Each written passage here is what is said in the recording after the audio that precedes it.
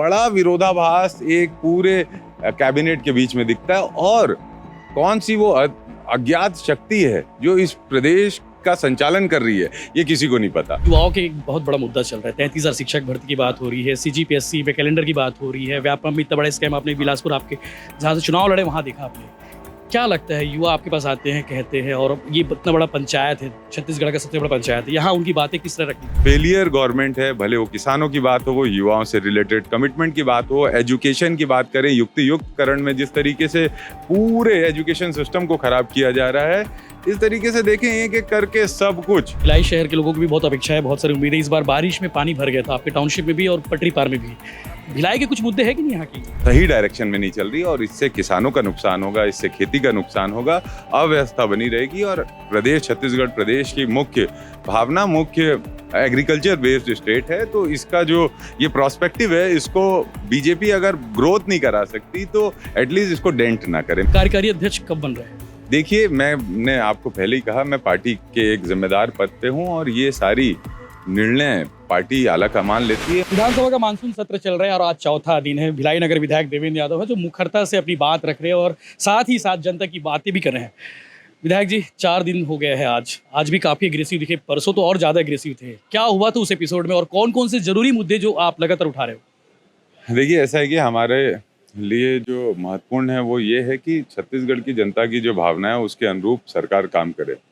जो वादे इन्होंने किए थे उसको ये नहीं निभा रहे हैं, उस पर भी चलिए छोड़ देते हैं, लेकिन अत्याचार अगर करेंगे और झूठ बोलेंगे सदन में तो निश्चित रूप से हम लोगों को कहना पड़ेगा।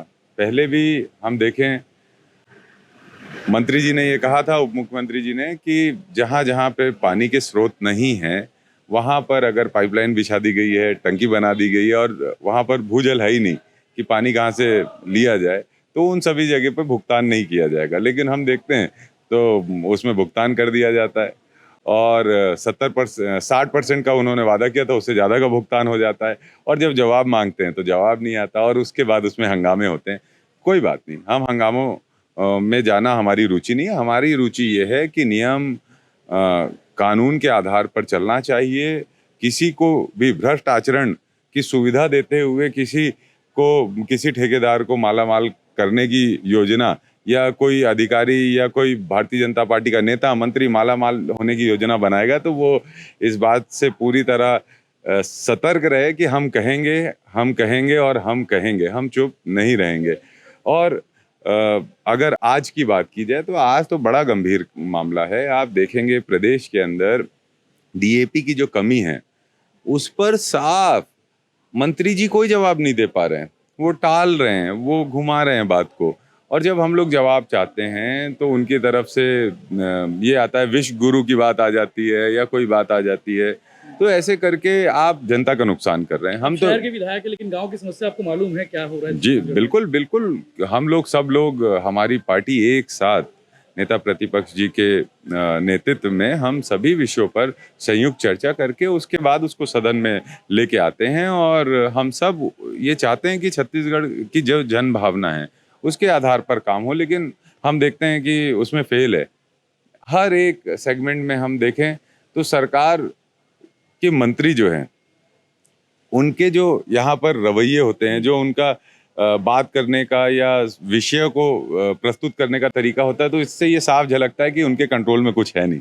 मुस्कुरा के बैठ जाते हैं, कहीं और की बात करने लग जाते हैं या सवाल को टाल देते हैं या हाथ पकड़ के रोक देते हैं कि भाई रुक जाओ, मत बोलो। तो ये तो चल रहा है, ऐसे कैसे चलेगा? आप देखेंगे माननीय मुख्यमंत्री जी की भी कोई स्पष्ट रुचि या वक्तव्य नहीं आता विषयों पर।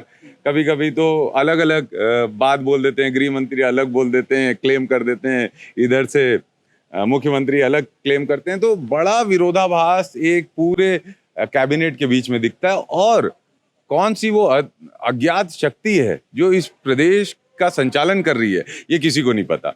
कठपुतली जैसे दिखते हैं सारे नेता, और उस कठपुतली का जो शो है वो एक शो हमको सदन में भी दिखता है कि किसी को कोई जवाब नहीं देना, किसी को किसी चीज का अध्ययन नहीं है।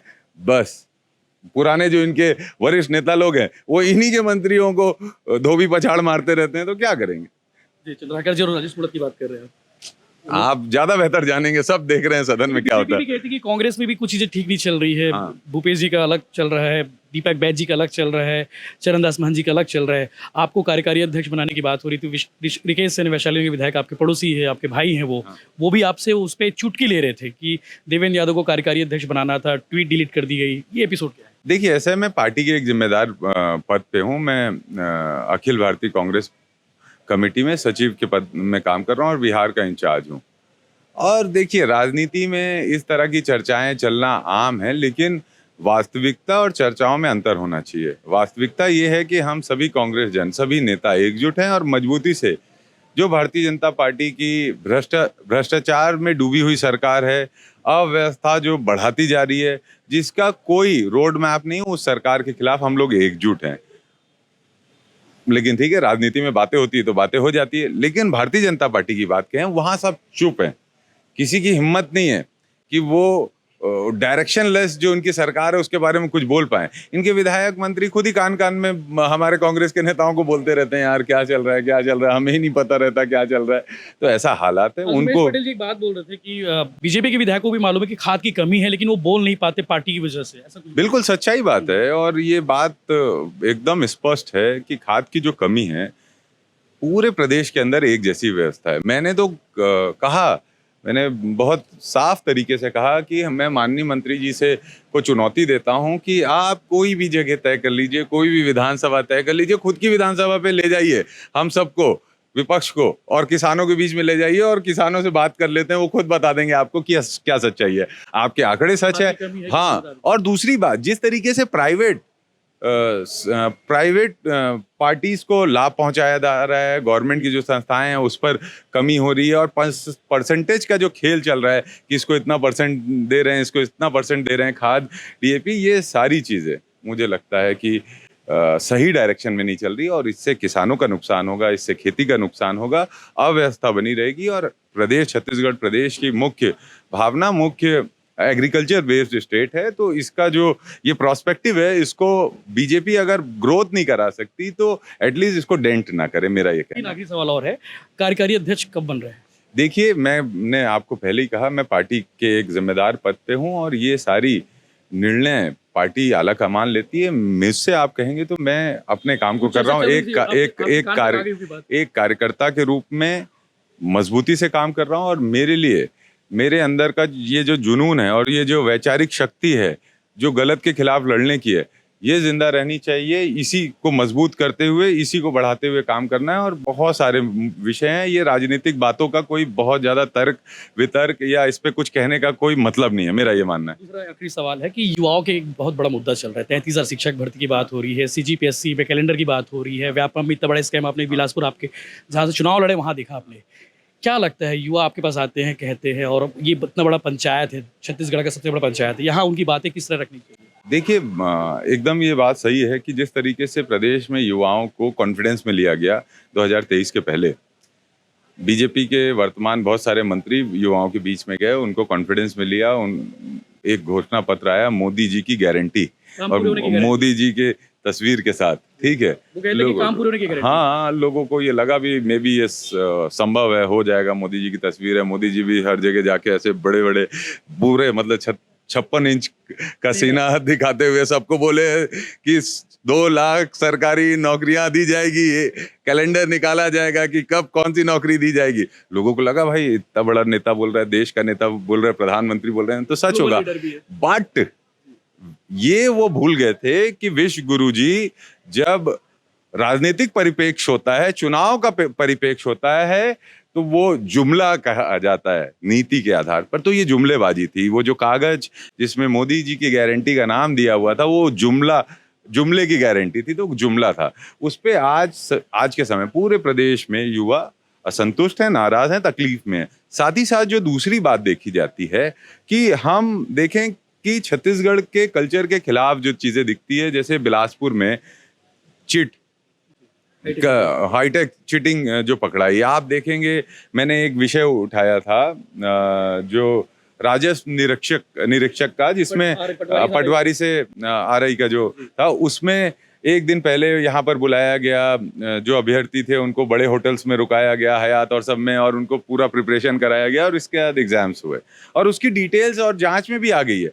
तो ये क्या कल्चर है? और उसके बाद उस दिन वो लड़ रहे थे पहले दिन कि ये आपके कार्यकाल में मैंने खड़े होकर पूछ दिया मंत्री जी से, आप ये बता दो डेट कब थी, कि कौन सी डेट पे आपने एग्जाम्स करवाया था। तो हड़बड़ा गए। उनको क्या लगता है, हम नहीं देख रहे हैं कि 7 जनवरी 2024 को वो एग्जाम हुए थे रायपुर में, तो उसमें किसकी सरकार थी, और इसके बाद आप बोल दो आपकी सरकार के समय सब हुआ। ऐसे नहीं होता, सब चीज़ों की स्पष्टता आती है। और ये एक समझिए एक जो धुंधला सा दिख रहा है, वो आने वाले समय में पूरी तरह साफ सब लोगों के बीच में होगा कि बीजेपी 100% फेलियर गवर्नमेंट है। भले वो किसानों की बात हो, वो युवाओं से रिलेटेड कमिटमेंट की बात हो, एजुकेशन की बात करें, युक्तियुक्तकरण में जिस तरीके से पूरे एजुकेशन सिस्टम को खराब किया जा रहा है, इस तरीके से देखें एक एक करके सब कुछ इस स्टेट की जो अच्छी चीजें हैं उसको डे बाय डे खराब किया जा रहा है। जीएसटी में आप देखो इंस्पेक्टर राज वापस चालू हो गया है,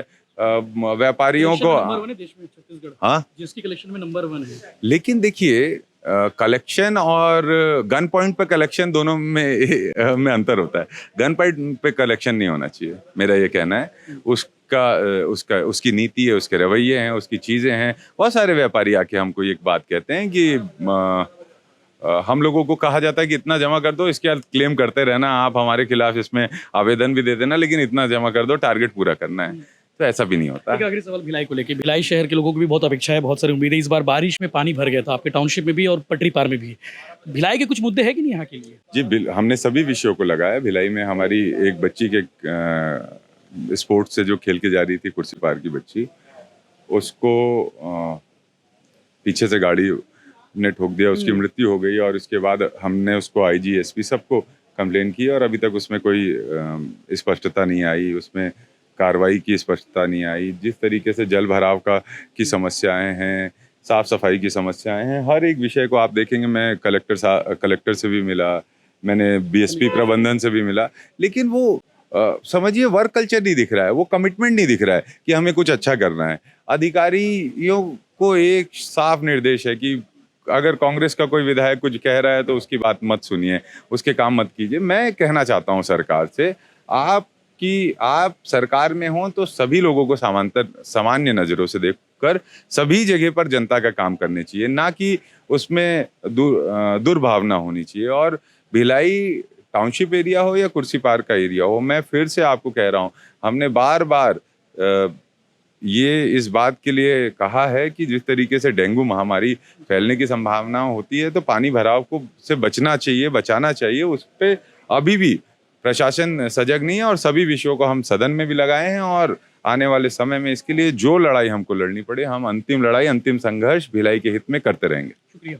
भिलाई नगर विधायक देवेंद्र यादव से जरूरी विषय थे, बहुत सारे विषय थे जिस पर बात होनी जरूरी थी, चाहे वो युवाओं के मुद्दे हो, चाहे शहर के मुद्दे हो या फिर प्रदेश के मुद्दे, सारे विषयों पर उनके सवालों के जवाब आ गए।